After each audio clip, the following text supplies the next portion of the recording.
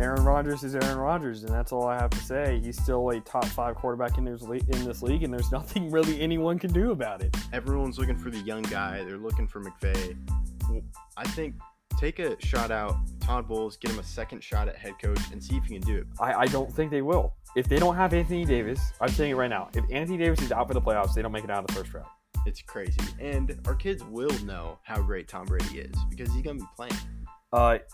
Yes, it is 15.0%. I swear we didn't script that. All I could think of was Dame. 6-0. There could not be a better name. Speaking of young guys, how about the goalie, Ottinger? He was a 6th-round pick.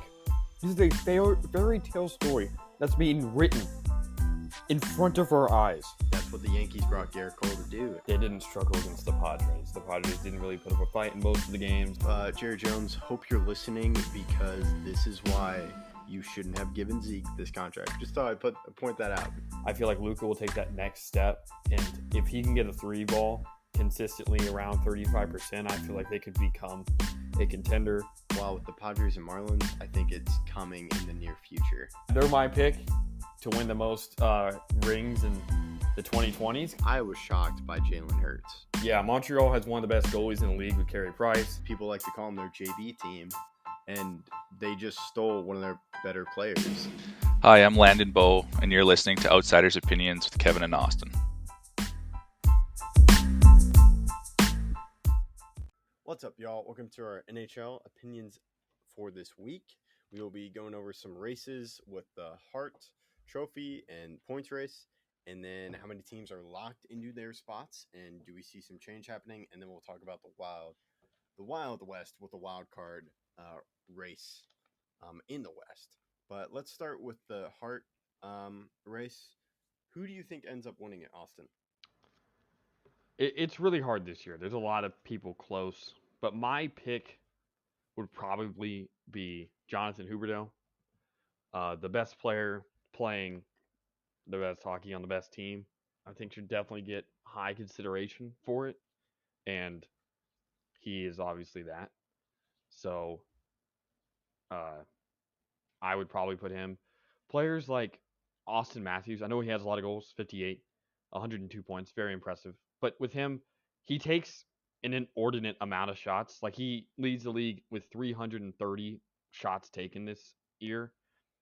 Like against Dallas a couple games ago, he attempted 12 shots in a game, which is crazy.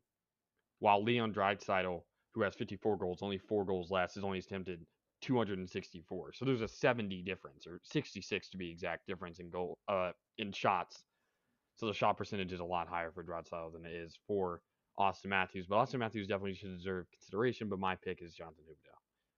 So I know you just said Jonathan Huberdeau, but before you were talking about Huberdeau, I remember when we did a few episodes ago, maybe it was like a month or two ago, when Huberdeau was just destroying in the points.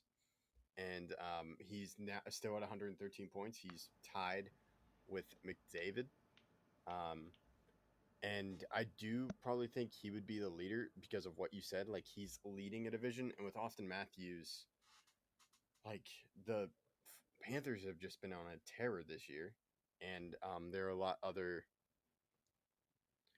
offensive threats with the Panthers. So I would think Huberdeau. I also thought Austin Matthews. And I also think, like, McDavid's always going to be in because he's leading. He's tied with Huberdeau in points. He has more goals than Huberdeau, but Huberdeau has 13 more assists. So I also think McDavid's in there, but I probably agree with who you have.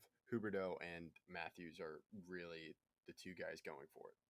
Yeah, they're my top two, and then I'd probably say McDavid, then Draisaitl, then probably Shesterkin. Yeah, I would agree with that. Now we can go to the points race.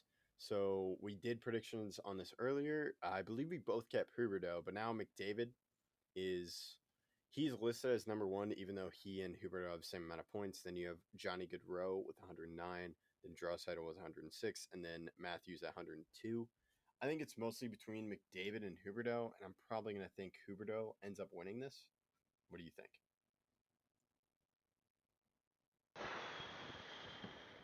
I'm gonna go with McDavid ends up winning the points race because the Panthers have already basically clinched everything. So I feel like the Oilers obviously have a lot more to play with or play for. So I feel like McDavid and Draisaitl will be getting a lot of goals and assists, which will obviously increase both of their totals. But they're going to be playing on the same line a lot, and eventually uh, that will lead to McDavid winning the points race. Yeah, I agree. So I agree with your points. I just think maybe Huberdeau, um, maybe McDavid slows down, or Huberdeau and the Panthers just go off and keep going off, and he gets a lot more assists, and that'll put him over in the points race. But it will be interesting to see how it shakes up. But now we can go into the playoffs and like how many teams are locked into their spot. So we have all the playoff teams for the East. It's the Panthers, Hurricanes, Maple Leafs, Rangers, Lightning, Penguins, Bruins, and then Capitals. The Islanders are kicked out or no longer have a chance to make it. And now I'm pretty sure Panthers are locked into the number one spot. Yeah, they are. Panthers are Okay. clinched, and I would say Toronto's clinched in their spot. Uh, Tampa and Boston could move around. So could Washington and Pittsburgh. The Rangers and Carolina could flip flop, but not too much is going to change. I think the West has a lot more that could change. The Kings could pass Edmonton. The Stars could pass the Predators, and there's a lot of playoff implications with the Vancouver Canucks and Vegas Golden Knights. And then obviously St. Louis and Minnesota are tied, so there's a lot of movement there. But Calgary is locked, and then Colorado's locked. But those are the only two teams I think are locked in their spot right now. Yeah. Calgary and Colorado, like you mentioned, and like the Stars, with what's going on, I I'm not sure if they're going to be able to stay in the wild card spot, because you have the Golden Knights and Canucks coming after them, mostly the Golden Knights. And we've talked about this before. The Stars did not have a good road trip at all, as I believe they are on a 3-game losing streak. I don't think it's three Which is game. Is it 3 game? I know they lost their last two, but I don't think it was three. I'm checking right now. okay. It Maybe is the 3 game losing streak. You're right. because that's when the away game started, right? Yeah. They lost. Uh, They got swept in Canada. They lost to Canucks, yep. Oilers, and then Calgary. Yeah, they played Calgary. Yeah, the Canucks look. But they play Seattle next, and that is a must-win game.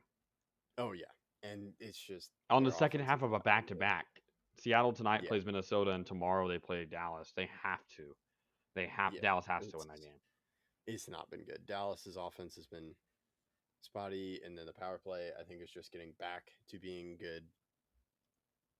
Um, so that kind of leads into I agree we could see a lot changing, like the Blues and Edmonton or the Kings.